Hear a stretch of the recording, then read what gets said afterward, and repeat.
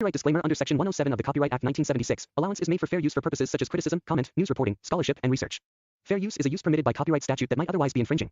Non-profit, educational or personal use tips the balance in favor of fair use. तरह की चीजों से आजमाया, जैसे मेरे दादा हजरत इब्राहिम को हाथ पांव बांधकर आग में फेंका गया। उन्होंने सब्र किया तो अल्लाह ने उस आग को फुलवारी बना दिया। इसी तरह मेरे चचा इस्माइल के गले पर छुरी रखी। मैं भी एक मनमोहक बेटा रखता था। वह मेरे जिगर का टुकड़ा, आंखों की ठंडक था। उसके भाई उसको जंगल में ले गए और खून से भरा हुआ कपड़ा मुझे लाकर दिखा दिया कि इसको भेड़िए ने खाया है। इसी तरह एक दूसरा बेटा था कि उस गुम बेटे का सगा भाई था। उसके दीदार से दिल को तसल्ली करता था। अब उसके भाइयों ने बयान किया कि उसको अजीजे मिस्र ने सजा के तौर पर कैद कर लिया है। ये सब जानते हैं कि नबी के घर वालों को चोरी से क्या तल्लुक, इसीलिए मेरा वह बेटा बेगुनाह है। उसे भेजकर मायूस बाप को तसल्ली दीजिए और इस बूढ़े बाप को इस अजाब से नजात दे दें।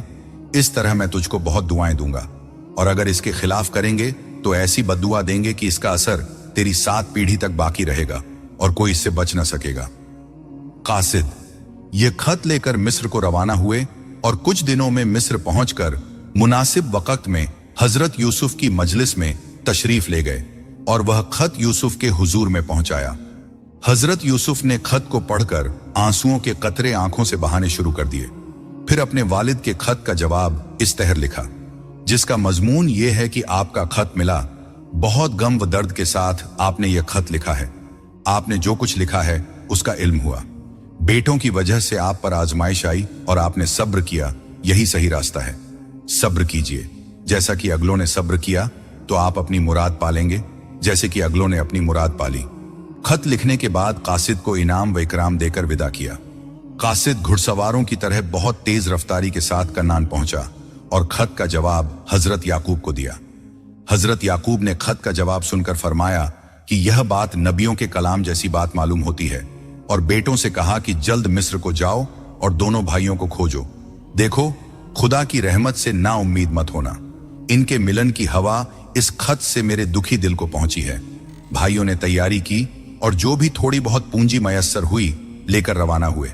कुछ दिनों में मिस्र पहुंच गए। हजरत यूसुफ अलैहिस्सलाम के दरबार में पहुंचकर बड़ी आजिजी और नियाजमंदी से अर्ज किया कि ए अजीज, याकूब और उनके घर वाले इस वक्त बड़ी परेशानियों और आजमाइशों के शिकार हैं। अगर ये थोड़ी सी पूंजी हमारी तरफ से आप कबूल करें और कुछ ज्यादा अपनी तरफ से सदका करें तो खुदा सदका करने वालों को बदला देता है। हजरत यूसुफ ने जो यह दर्द भरी बात भाइयों की सुनी तो बेताकत हो गए और अपने दिल में कहा कि मैं तो इतनी नेमतों के बीच पड़ा हूं और मेरे घर खानदान वाले तंगी के शिकार हैं। ये कैसी बेढंगी बात है। फिर क्या था, चेहरे से नकाब उठा दिया और फरमाया कि क्या तुम जानते हो कि तुमने अपने यूसुफ से और उसके भाई से क्या मामला है। जब भाइयों की नजर उस जमाल हसीन चेहरे पर पड़ी और ध्यान से देखा तब बोले, आप यूसुफ तो नहीं? फरमाया, हाँ मैं यूसुफ हूं और यह मेरा भाई है। जब भाइयों ने यह एहसान और मेहरबानियां देखी, बोले, अल्लाह की कसम, खुदा ने हम जालिमों के लिए तुम्हें चुन लिया।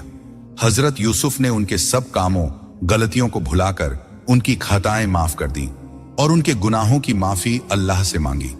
फिर भाइयों से हजरत याकूब अलैहिस्सलाम की खैरियत मालूम की। जब यह बात मालूम हो गई तब भाइयों से फरमाया, बहुत सवेरे मेरा कपड़ा तेजी के साथ ले जाओ। मेरा यह कपड़ा वालिद के लिए शिफा साबित होगा और उन्हें परेशानियों से नजात देगा।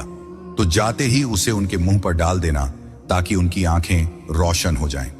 यहूदा ने कहा कि यह खिदमत मुझको मिले कि मैंने ही सबसे पहले तुम्हारा कपड़ा खून में साड़ कर बाप के सामने पेश किया था और उनके दिल को दुखाया था। शायद अब इस खिदमत की बरकत से वह मुझसे राजी हो जाएं। जब सुबह हुई तो यहूदा ने कपड़ा लेकर मिस्र के दरवाजे के बाहर पांव रखा और शहर के दरवाजे से बाहर हुआ।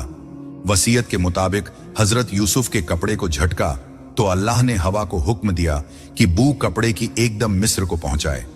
हजरत याकूब के दिमाग में जो वह जिंदगी बख्शने वाली खुशबू पहुंची तो तुरंत अपने पोतों से फरमाया कि ए बच्चों, अगर मुझे दीवाना न कहो तो मैं कहूं कि इस हवा से यूसुफ के कपड़ों की खुशबू मेरे दिमाग में पहुंच रही है। लगता है जल्द ही उससे मुलाकात होगी। पोते बोले कि ए दादा, तू यूसुफ के इश्क में दीवाना है, इसलिए ऐसी बातें क्यों करते हो। कुछ दिनों के बाद यहूदा भी आ गया और यूसुफ की जिंदगी की खूबसूरती सुनाकर उनके कपड़े को बाप के मुबारक चेहरे पर डाल दिया। उसी वक्त उनकी आंखों की रोशनी आ गई, बीमार जिस्म खिल उठा, कमजोर दिल मजबूत हो गया। यहूदा से पूछा कि यूसुफ को किस हाल में तुमने छोड़ा? कहा, वह तो उस पूरे मुल्क का मालिक बना बैठा है। फरमाया, मुल्क और हुकूमत को नहीं पूछता हूं, बताओ उसको किस दीन व मजहब पर तूने पाया? कहा, सच तो यह है कि वह हजरत इब्राहिम के तरीके पर चल रहा है और आप ही की राह पर आगे बढ़ रहा है। फरमाया, ऐ बेटे, जैसा कि मुझे खुश किया तूने और मेरे दिल के गम को दूर किया, अल्लाह ताला तुझ पर मौत आसान कर दे। दूसरे दिन हजरत यूसुफ अलैहिस्सलाम के कासिद पहुंचे और 100 ऊंट तेज रफ्तार और 20 तेज घोड़े हजरत याकूब के हुजूर में पहुंचे। हजरत याकूब को ले जाने के लिए यह चीजें आई थीं। हजरत याकूब अलैहिस्सलाम ने 3 दिन तक सफर की तैयारी की और चौथे दिन पूरे साजव सामान के साथ मिस्र चलने को तैयार हो गए। कन्नान के वे लोग जो हजरत याकूब की तरबियत में वर्षों से थे, उन्होंने जब उनके जाने की खबर सुनी तो उन्हें बड़ा दुख हुआ और वे जुदाई के गम में बहुत रोते थे। हजरत याकूब ने उनके लिए दुआ की कि ऐ अल्लाह, तू इन्हें माली हैसियत से फारिग कर, खुशहाल बना और इनका अंजाम बेहतर कर। फिर उन्होंने सबसे विदाई ली और मिस्र की तरफ चले। हजरत यूसुफ ने कन्नान से मिस्र तक हर एक मंजिल में मेहमानी का सामान जुटा रखा था। हर जगह नेमतों की भीड़ लगा रखी थी। जब हजरत याकूब अलैहिस्सलाम मिस्र के करीब पहुंचे तो यहूदा ने हजरत याकूब के आने की खबर हजरत यूसुफ के पास पहले भिजवा दी। हजरत यूसुफ को इत्तिला मिली तो वह सीधे बादशाह रैयान के पास पहुंचे कि उससे इजाजत लेकर हजरत याकूब के स्वागत के लिए भाइयों के साथ आगे जाएं। बादशाह रैयान ने कहा, मैं भी चलूंगा और इस सादत में शरीक हूंगा। फिर क्या था, उसने शहर के दूसरे सरदारों और बड़े लोगों को भी हुक्म दिया कि वह सब शहर से बाहर निकलकर हजरत याकूब का स्वागत करें। फिर यूसुफ अलैहिस्सलाम बड़े लोगों के एक गिरोह के साथ हजरत याकूब अलैहिस्सलाम के स्वागत के लिए बाहर निकले। हजरत याकूब की नजर उस गिरोह पर पड़ी तो यहूदा से पूछा कि शायद रैयान बिन वलीद मिस्र का बादशाह है जो यहां आया है।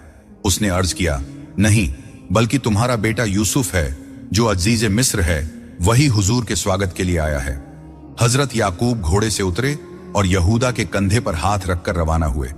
जब हजरत यूसुफ की नजर यहूदा पर पड़ी और साथ में बहुत ही कमजोर मगर रोब व दबदबे वाले एक बूढ़े व बुजुर्ग नजर आए तो यकीन किया कि हजरत याकूब हैं। हजरत यूसुफ घोड़े से उतरे और मिस्र का बादशाह भी नंगे पांव चल पड़ा। हजरत यूसुफ बादशाह से आगे बढ़कर बाप के पास पहुंच गए।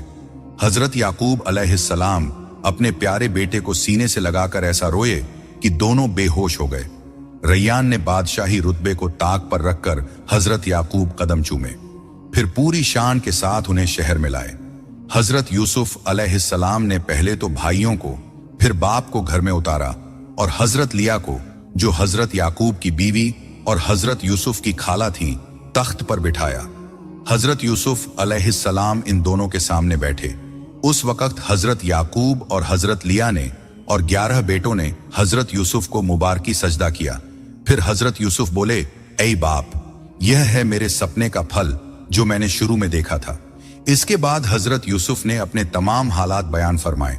फिर हजरत यूसुफ अलैहिस्सलाम ने हर भाई के वास्ते लंबे चौड़े मकानात तय कर दिए, खाने कमाने के रास्ते निकाले। इस तरह वे भी खुशी खुशी जिंदगी बिताने लगे। खुशहाली के यह दिन गुजरने लगे। देखते देखते 24 साल बीत गए, यहां तक कि हजरत याकूब अलैहिस्सलाम के पास अल्लाह के हुक्म से हजरत इजराइल आए। हजरत याकूब ने सब बेटों को वसीयत की। हजरत यूसुफ को अपना जानशीन बनाकर इस फानी दुनिया से हजरत याकूब इंतकाल फमा गए। जब रैयान बिन वलीद, जिसने हजरत यूसुफ की नबुव्वत को मानकर इस्लाम कबूल किया था, मरने को हुआ तो एक काफिर काबूस बिन मुसब जबरदस्ती मुल्क का बादशाह बन बैठा। हजरत यूसुफ अलैहिस्सलाम ने उसको बहुत समझाया, नापसंदीदा कामों से मना भी किया, मगर काबूस ने हजरत यूसुफ की बात मानकर न दी। जब वह काबूस की तरफ से मायूस हो गए तो एक रात अकेले में अल्लाह से दुआ मांगी कि ऐ रहीम व करीम खुदा, तूने मुझे कुएं से निकालकर जिस तरह इस बुलंदी पर पहुंचाया है, ये नवाजिशें सर आंखों पर, लेकिन अब मैं तंग आ गया हूं कि अब तू मुझे मुकामे इब्राहिम तक पहुंचा दे। जब दुआ कबूल हो जाना यकीनी जाना तो यहूदा को अपने खानदान और अजीजदारों की देखभाल की जिम्मेदारी सौंपी और इस दुनिया से विदाई ले ली। वह तो चले गए, लेकिन उनके किस्से क़यामत तक के लोगों के लिए सबक देने के लिए बाकी रह गए। दोस्तों, आपको हमारी वीडियो कैसी लगी कमेंट करके जरूर बताएं और इसी तरह के नबियों और सहाबाओं के किस्से सुनने के लिए हमारे चैनल को सब्सक्राइब करें और लाइक कमेंट करके सपोर्ट करें।